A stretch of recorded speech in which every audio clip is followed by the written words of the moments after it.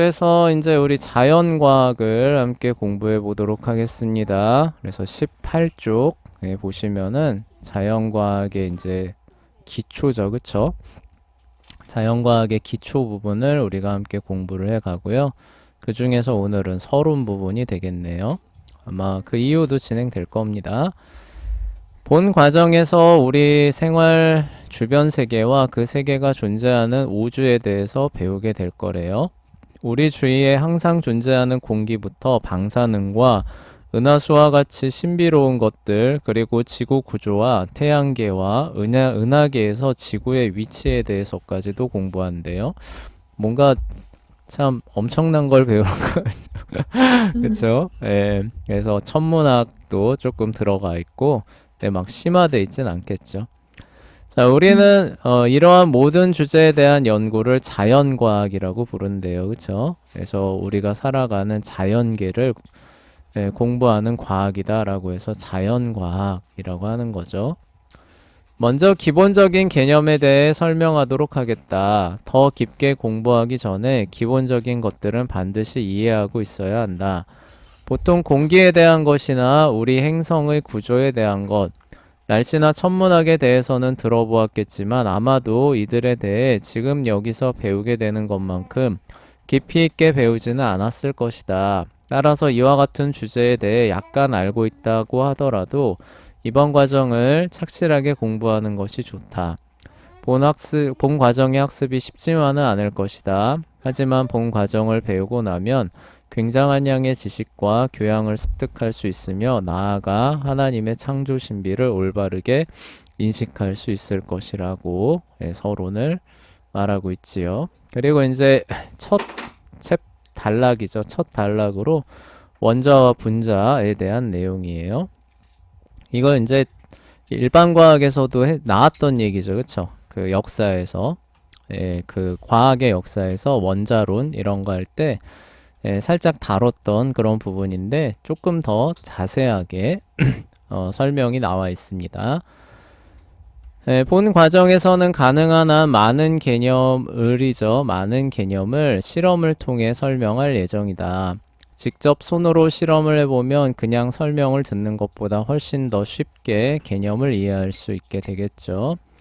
물론 실험할 수 없는 경우도 있기 때문에 그림과 말로 설명하는 때도 있을 것이다. 우선 원자와 분자에 대해 이해하기 위해 다음과 같은 실험을 해보자고 하고 있습니다. 그래서 이제 어떻게 실험을 하냐면요. 이제 이런 거예요. 그래서 이런 식으로 실험 장치를 마련해 달라는 거죠. 그래서 9V 건전지입니다. 9V 건전지에다가 이제 뭐 양극하고 음극 해서 전선을 따서 이렇게 해서 여기는 이제 피복 벗긴 거죠. 피복 벗긴 상태로 요 물에다가 이렇게 꽂아주는 거예요. 네, 순수한 물은 이제 전기를 안 통하는데 순수한 물이 아니라 여기에 이제 베이킹 소다를 막 풀어주는 거예요. 베이킹 소다를 풀어준 물을 여기에다가 이제 이렇게 딱 꽂으면은 얘가 이제 전기가 통하기 시작합니다. 물 속에서. 그리고 이제 9V짜리를 쓰라는 것도 1.5V짜리는 전압이 너무 약해서 이게 또 안 돼요. 우리가 쓰는 그 건전지. 그래서 9V짜리로 이렇게 하라는 거예요. 그러면은 이제 어떻게 되냐면은 여기에서 이제 전기가 통하기 시작하는데 전기가 통하는 이유가 우리가 전해질이라고 하죠. 물속에 녹아있는 양이온과 음이온들이 있어요. 양이온과 음이온들이 이제 뭐예요? 이 전하를, 그쵸? 날라주기 시작하면서 전기가 흐르기 시작하는 겁니다. 근데 그 과정에서 이제 그 어떤 일이 벌어지냐면은 이 그 물이 그 분해가 돼요. 물이 H2O잖아요. 그쵸? 네, H2O인데 이게 이제 화학 물질로 이렇게 안정되게 결합이 되어 있습니다. 근데 전기가 통하면서 끌어당기기 시작해요. H 같은 경우는 물에 녹으면은 H 플러스라고 하는 양이온이 됩니다. 그러다 보니까 이제 뭐예요? 전기가 흐르면서 뭐 여기가 예를 들어서 플러스 극이고 여기가 마이너스 극이라고 해봅시다. 그러면은 전기가 통하면서 원래대로라면은 여기 이제 O는 마이너스고 H 이렇게 달려 있잖아요. 전기가 이제 이렇게 생성돼서 흐르기 시작하면은 요거를 얘가 잡아 당기기 시작해요. 네, 잡아 당기기 시작하면서 얘가 결합되어 있는 애들을 강제로 뜯어내기 시작합니다. 네, 그래서 여기서는 음극에서는 이제 어떻게 되냐면은 H2라고 하는 수소 기체가 이렇게 뽀글뽀글 만들어지기 시작해요. 양극에서는 당연히 뭐가 나오겠어요? 산소가 나오겠죠. 그쵸? 여기서도 뽀글뽀글 만들어지기 시작합니다. 그래서 요게 이제 전기분해 원리가 되는 거예요. 그쵸? 예, 전기를 통하게 하는 거죠. 그러면은 이제 거기에 해당하는 음전하와 양전하가 서로 끌리는 힘이 달라지면서 다시 이렇게 찢어집니다. 그러면서 나눠지는 걸 이제 전기분해라고 하는데 그와 같은 실험을 이렇게 한번 해보라 라는 거예요. 그래서 우리가 눈에 보이는 분자 아래 원자가 이렇게 존재한다라고 하는 거를 이제 보여주는 그런 실험이 되겠죠. 자, 이 실험에서 어떤 일이 일어난 것인지 이해하기 위하여 용어에 대한 지식이 필요하다. 여러분 주위에 있는 거의 모든 것은 원자라고 하는 아주 작은 단위로 이루어져 있습니다. 자, 물체를 이루는 가장 작은 알갱이 또는 화학적 단위예요. 근데 원자도 쪼개집니다. 근데 여기서 문제는 뭐냐면 물체를 이루는 가장 작은 알갱이라는 거예요. 그러니까 원자를 이루고 있는 소립자라고 하는 친구도 있거든요. 근데 그거는 그 자체로는 우리가 이렇게 그 접하는 물질이나 물체는 아닌 거예요. 예, 그런 것들이 이렇게 모였을 때 우리가 이 접하는 물체의 가장 작은 단위인 원자가 이제 생성이 되는 것이고요.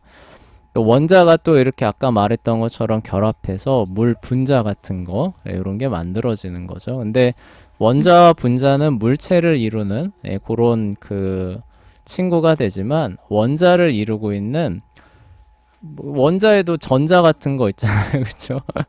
예, 전자가 물체는 아니잖아요. 그렇죠? 예, 그런 것처럼 그리고 또 소립자 이런 것들이 전자가 소립자에 들어가죠. 예, 그러한 것들이 이제 물체를 이룬다 그 자체로 우리가 이렇게는 말하지는 않습니다. 자, 원자는 크기가 너무 작아 육안으로 볼 수 없을 정도에 해당한다고 합니다. 예, 근데 여기서 또 재밌는 게 원자에서 그 차지하는 공간을 차지하는 절대적인 비율이 사실 빈 공간이래요. 예, 그 원자 핵 있잖아요. 그쵸? 원자 핵하고 그 주변을 전자가 돌고 있는데 그 주변 그 공간이 굉장히 그 빈 공간이라는 거죠. 그쵸? 그래서 그 비유로 이렇게 얘기를 합니다. 그 원자의 크기를 야구장에다가 비유를 하면은 원자 핵은 야구공을 거기다 하나 이렇게 놓은 거 정도 된다. 네, 그러니까 우리 야구장에서 야구공 하나 놓으면 나머진 다 그냥 공간이잖아요. 네, 그런 것처럼 우리가 원자라고 하는 그 물질이 사실상은 거의 다 빈 공간이다. 그렇죠? 이렇게 알고 계시면 돼요. 근데 그것조차도 너무 작아서 그쵸? 육안으로 볼 수 없을 정도로 작습니다. 실제로 10의 18제곱개의 원자가 모여야만 작은 머리핀이 될 수 있을 정도로 작다고 해요. 10의 18제곱.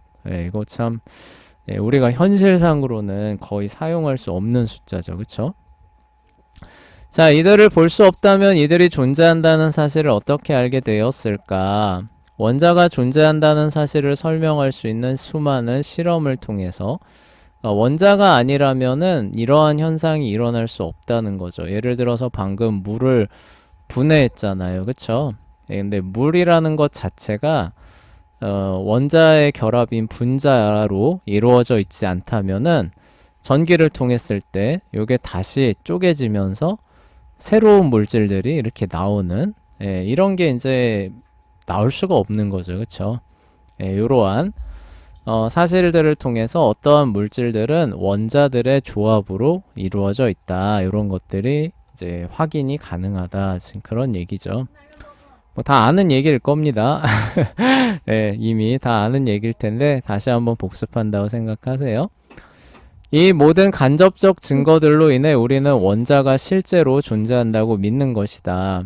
실험 1.1에서 전선의 양쪽 끝에서 절연체를 벗겨내었을 때, 그러니까 전선 피복을 벗겨낸 겁니다. 빨강, 오렌지색 계열의 구리선을 보게 되지요. 그쵸? 그래서 그 우리가 흔히 구리색 하면은 약간 그 색깔이잖아요. 예. 예, 이게 뭐라고 해야 되지? 주황색보다 약간 더 빨간색 계열. 이게 원래 구리의 색깔이죠. 그쵸? 구리 원자의 색깔이 원래 이런 겁니다.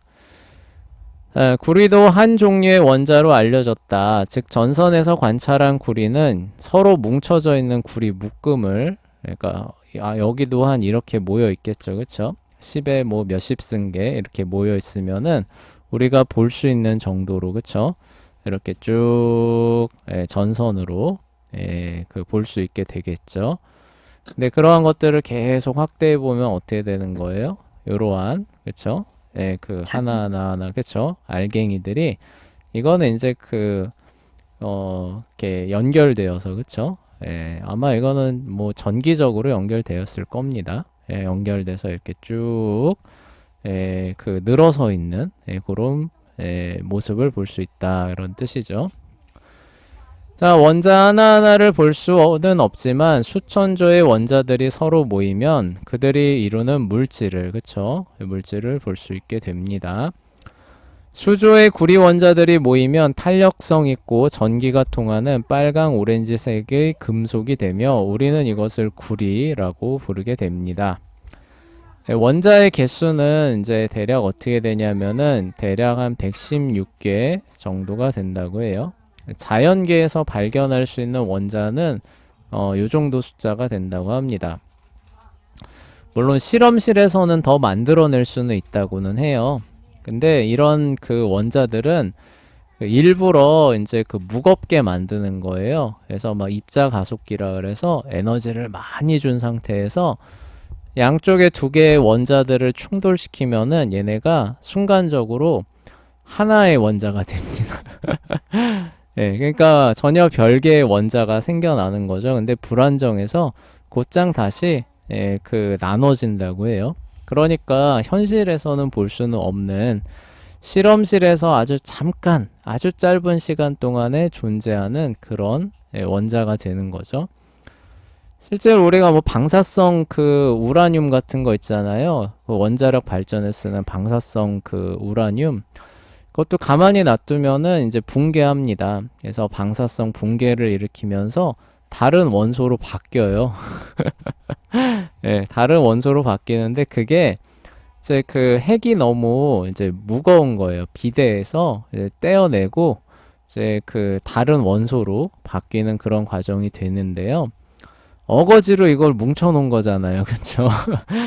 그러니까 우라늄이 붕괴하는 것처럼 방사성 동위원소에 해당하는 우라늄이 붕괴해서 다른 원소가 되는 것처럼 실험실에서 만들어낸, 그러니까 원소기호 116번 이후로 뭐 120번 뭐 이런 애들은 잠깐 만들어졌다가 금세 붕괴해서 사라지는 요런 원자들이기 때문에 현실적으로는, 그쵸, 크게 의미가 없는 그런 원자들이라고 보시면 돼요. 그러니까 실제로는 거의 이제 116개 정도 원자가 존재한다, 이렇게 알고 있어도 큰 문제는 없게 됩니다.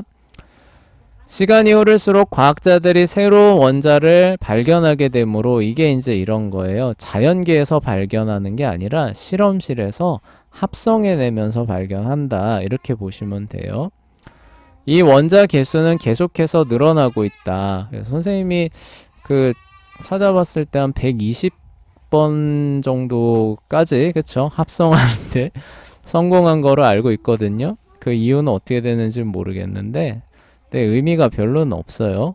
그렇습니다. 자, 이 원자 개수는 계속해서 늘어나고 있다. 몇 년이 더 흐르면 존재하는 기본 원자 개수가 더 늘어나게 될 것이다. 그래서 원자 개수를 약 116개라고 표현을 한 것이다. 라고 나와 있네요. 원자 개수가 116개라는 것이 끝이라면 정말 별것 아닌 이야기가 될 수 있을 것이다. 우리 주위에 있는 모든 것이 원자로 이루어져 있는데 원자의 종류가 116개뿐이라면 이 세상에 존재하는 물질이 116개라는 말인가? 그쵸? 설마 그렇겠는가? 그쵸? 아니죠? 하나님은 벽돌처럼 원자를 사용해 여러 개의 벽돌을 연결시켜 더 큰 벽돌, 블록이죠. 그쵸? 예, 이것을 바로 우리가 분자라고 부르게 됩니다. 우리가 블록 놀잇감 생각하면은 쉬우실 거예요. 그쵸? 예, 거기 보면은 그 블록들을 이렇게 조립을 해서 특정한 모양으로 만들어서 하나의 부품으로 또 쓸 수 있잖아요. 예, 그런 것처럼 하나님께서 원자들을 결합을 해서 새로운 물질 단위들을 탄생하게 하셨는데, 그러니까 이건 전혀 성질이 달라요. 기본 원자의 성질과는 전혀 다른 성질을 갖는 이제 그 물질 단위를 만들어지게 하셨는데, 그게 바로 분자라는 거죠. 그래서 물질의 성질을 가지고 있는 최소 단위의 2개 이상의 원자가 화학결합입니다. 화학결합에 의해서 결합되면서 전혀 다른 성질을 갖고 있는 물질로 만들어지는데 그게 바로 분자가 되는 것이고, 그래서 이제 뭐예요? 물 같은 경우도 그거를 전기를 통해서 억지로 떼내니까 다시 원래 성질을 갖고 있는 원자로 돌아가잖아요. 그쵸? 근데 그 2개를 붙여놓으면 어때요? 물과 같이 전혀 다른 성질을 갖고 있는 물질이 나타나죠. 실험에서 사용한 물도 분자로 이루어져 있다. 분자가 원자보다 크다고는 하지만 분자 역시 육안으로는 볼 수 없지요. 따라서 우리 주위에서 볼 수 있는 물은 수조 개의 물 분자로 이루어져 있는 것이다.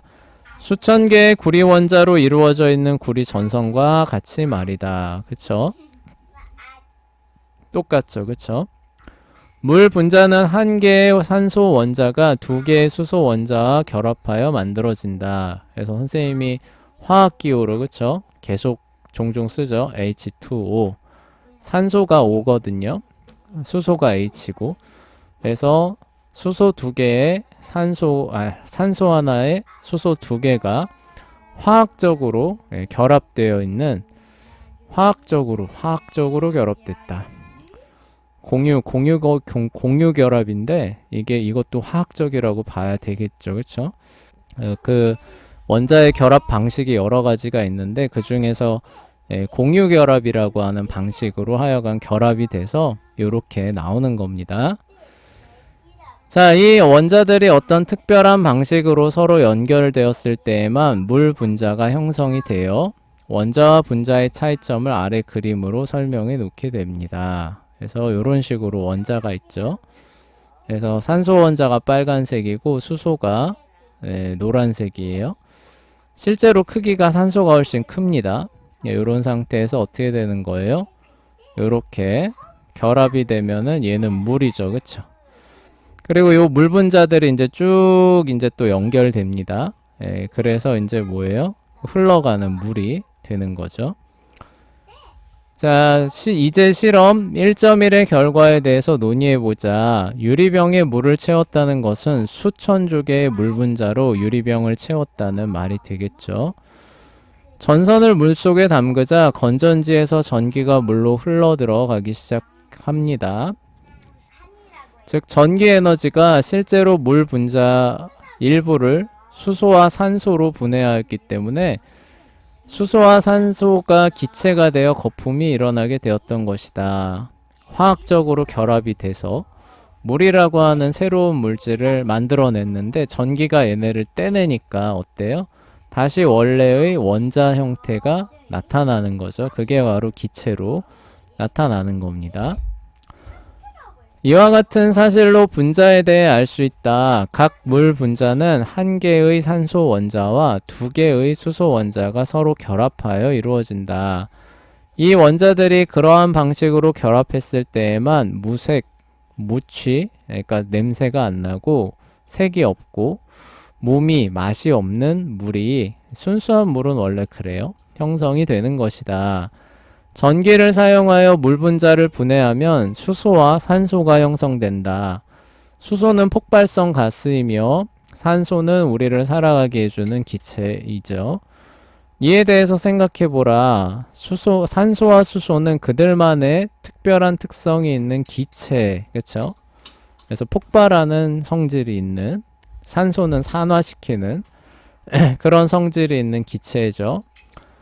그런데 산소 원자 하나와, 그쵸? 하나의 산소 원자와 두 개의 수소 원자가 결합하면 뭐예요? 본래 원자의 각각의 특성이 사라집니다. 그쵸? 사라지고 새로운 물질이 나타나게 되죠. 이게 분자죠. 그리고 특성이 달라져요. 그래서 무색, 무취, 그리고 액체죠. 기체가 아니라 이런 형태의 새로운 물질들이 만들어지게 되고 또 이것이 우리가 살아가는 세상에서 사용하는 물질들을 이루고 있게 되는 거죠. 첫 번째 실험에서 물 분자 하나가 두 가지의 구성 원자로 이루어지는 두 가지 기체로 분해되는 것을 볼 수 있었다. 수소와 산소 기체죠. 자, 근데 이게 다가 아니래요. 10분 정도 그렇게 그 전기를 통하게 하고 난 이후에 전선을 이제 물에서 끄집어내는 겁니다. 그러면은 재미있게도 전선이 푸르스름한 색깔로 바뀌어 있는 것을 볼 수 있대요. 우리가 알고 있는 구리 색깔은 어때요? 아까 말했던 주황빛에 붉은빛이 훨씬 더 많이 가미된 이런 거였잖아요. 근데 열심히 전기를 통하고 그래서 물이 이제 막 전기 분해가 막 된 거죠. 그래서 기체가 뽀글뽀글뽀글 올라옵니다. 전선에. 그래서 이제 딱 뽑았는데 뭐야 색깔이 여기 밑에 있는 요런 색깔로 바뀌어 있는 거예요. 뭐지 이거 왜 이러지? 이제 이렇게 되는 거죠. 그쵸? 자, 왜 그러냐면은 이는 구리 원자가 전기 에너지의 도움을 받아서 물 분자와 베이킹 소다 분자와 상호작용을 일으킨 겁니다. 그래서 그 분해한 효과만 있는 것이 아니라 뭐예요? 합성되는 그러한 효과도 이제 나타나게 되는데 어떻게 합성이 된 거냐면은 기본적으로 이제 구리에다가 뭐가 더해지냐면은 여기 이제 산소, 그쵸? 여기 이제 그 분해돼서 산소가 나오잖아요, 그쵸? 산소와 그리고 뭐예요? 탄소 그리고 수소도 그쵸? 수소도 요 상태에서 이제 요 네 가지 원소가 화학 결합을 일으킨다는 거예요. 그 분해가 됨과 동시에 얘도 화학 결합을 일으켜서 우리가 알고 있는 구리의 그런 형태, 빨간 애가 아니라 어때요? 푸르스름한 형태를 갖고 있는 구리 히드록식 카보네이트, 그쵸? 영어로 읽어보면 하이드록식 카보네이트죠, 그쵸? 카본 하면은 C잖아요, 그쵸? 그래서 탄화된 거고, 그쵸? 하이드 하면은 이거 그 수소와 관련된 거잖아요. 그쵸? 그 접두어죠. 그러니까 수소와 수소와 탄소를 산화시킨 화합물이다 이런 얘기죠. 그쵸? 그러니까 수산화되었고 탄화된 산화물인데 그 산화물의 대상이 되는 건 뭐냐면은 구리라는 거죠. 그쵸? 그래서 이거를 이제 표현하면은 카퍼 하이드록시 카보네이트 이렇게 불리는 물질이 새롭게 만들어지는 거죠. 그쵸? 예전엔 구리 하나만 있었는데 구리 히드록시 카보네이트라고 하는 새로운 분자로 바뀌는 겁니다. 그래서 이제 새로운 분자가 만들어졌으니까 성질이 바뀌잖아요. 그래서 이전에는 굉장히 붉으스름한 그런 색깔이었는데 이제는 요런 푸르스름한 요런 색깔로 바뀌게 되는 거죠. 그렇죠? 그래서 구리에 녹이 슬면은 푸르스름한 빛깔로 바뀐다라고 바뀌거든요, 실제로. 몰랐는지 알았는지 모르겠지만 철이 녹슬면 약간 갈색빛 띠잖아요. 그쵸? 약간 짙은 갈색 빛을 띠는데 철이 아니라 그 구리가 녹슬면은 예, 이렇게 푸르스름한 빛을 띠게 되는데 이게 이제 사실 요 과정이에요. 우리가 담궜던 전선에서 일어난 그 과정이 자연 현상으로부터도 나오는 겁니다. 우리가 이렇게 비 오잖아요. 그쵸? 예, 네. 여러분, 예, 물 공급되고 산소 있죠. 그쵸? 예, 그리고 뭐 탄소야 뭐 언제든 예, 공기 중에 다 있는 거니까 예, 그런 것들이 같이 화학작용을 일으켜서 구리 색깔을 이렇게 푸르스름하게 바꿔 놓는다고 합니다. 그래서 이제 요 자유의 여신상 색깔이 그쵸? 예, 요런 식으로 나오게 되는데 요게 이제 요런 예, 이유 때문에 이렇게 된다고 해요. 그러면은 이걸 뒤집어서 생각하면 자유의 여신상은 구리를 어떻게 보면 녹여서 만들었다라고 볼 수 있겠죠. 그쵸? 이거 생각하면 대단하지 않아요? 이거 어떻게 이렇게 거대한 걸, 예, 구리를 녹여가지고 이걸 만들었을까? 저 이거 진짜 대단하죠. 그쵸? 예, 그리고 이제 그 구리가 이제 산화되다 보니까 이제 이런 색깔을 갖게 된 것이라고 볼 수 있겠죠. 그리고 또 재밌는 게 구리는 되게 이렇게 말랑말랑하잖아요. 그쵸? 근데 이 산화된 이 그 구리는 오히려 단단해진답니다. 예, 그래서 뭐가 더 내구성이 좋으냐? 오히려 철 같은 경우는 산화되면은 부식돼가지고 내구성이 떨어지잖아요. 그쵸? 구리는 네. 반대래요, 반대. 오히려 이렇게 좀 녹이 좀 푸르스름하게 써야 오히려 워낙 무른 금속이잖아요. 네, 이렇게 좀 이렇게 그 녹이 슬어야 오히려 단단해지는. 그러니까 그 속성이 바뀐다고 했죠. 아까 그 새로운 분자가 만들어지면 예, 그렇게 해서 오히려 이렇게 좀 녹을 일으켜서 예, 그런 게 오히려 더 예, 그 좋은 예, 그런 물건으로 얘기가 된다고 합니다. 자, 어쨌건 넘어갈게요. 자, 그래서 이제 어떻게 됐냐면요. 여기 보시면은, 자, 수소 원자와 산소 원자는 물과 베이킹 소다로부터 발생했고요. 탄소 원자, 예, 역시 베이킹 소다로부터 나오게 됩니다. 그리고 구리 원자는 전선에서 예, 있는 거죠. 이 경우 원자들이 다른 원자들과 결합하면서 분자, 그쵸? 새로운 분자를 만들어내게 됐죠. 그러니까 성격이 바뀌는 거예요. 그쵸? 원래는 푸른 빛이 도는 푸른 빛이란다. 빨간 빛. 예, 붉은 빛이 도는 주황빛이었고 굉장히 유연한 그런 금속이 어때요? 약간 경도가 올라가면서 푸른 빛이 도는 그런 금속으로 바뀐 거죠. 그쵸? 여기서 흥미로운 것은 자유의 여신상과 같은 동상에서 구리 예, 히드록시 카보네이트를 보게 되는 것이다. 구리로 만들어진 구조물은 비나 눈에 노출되면 여러분이 관찰했던 것과 비슷한 과정을 통해 동상의 구리가 구리 히드록시카보네이트, 구리 히드록시카보네이트로 바뀌게 된다고 해요. 결과적으로 구조물은 실험에서 구리선이 바뀌었던 것 같은 푸르스름한 녹색을 띠게 되는 거죠. 그래서 동상들이 보면 다 이런 색깔이죠. 그쵸? 예, 원래 동상이 이런 색깔은 아니겠죠. 그쵸? 동상이라고 하는 게 그거잖아요. 구리로 만든 상이다. 이런 건데, 처음에는 아마 이 색깔이 아니었을 겁니다. 원래 구리 색깔이었을 거예요. 그쵸? 시간이 지나면은, 예, 그 구리가 이러한 과정을 통해서 구리 히드록시카보네이트로 분자가 바뀌는 거죠. 그쵸? 예, 그래서 이제 우리가 알고 있는 동상 색깔이 다 이렇게 약간 좀 푸르스름한 예, 그런 예, 특징을 갖게 된다고 볼 수 있겠죠. 자, 실험에서 관찰했던 것과 같은 화학 반응이 우리가 우리 주위에 있는 이 모든 물질을 볼 수 있게 되는 과정이다. 어떤 물질들은 수조계의 구리 원자로 만들어진다. 그쵸? 그러니까 원자 그 자체로만 만들어지는 물질이 있는데 그게 바로 구리예요. 예, 구리는 그냥 그 다른 어떤 물질과의 화학 결합으로 만들어진 구리가 아니라 분자가 아니라 그냥 그 원자 그 자체가 쭉 모여서 만들어지는 겁니다. 특히 이제 금속 물질들이 주로 이래요. 음, 네, 이러한 물질들은 원소라고 부르지요.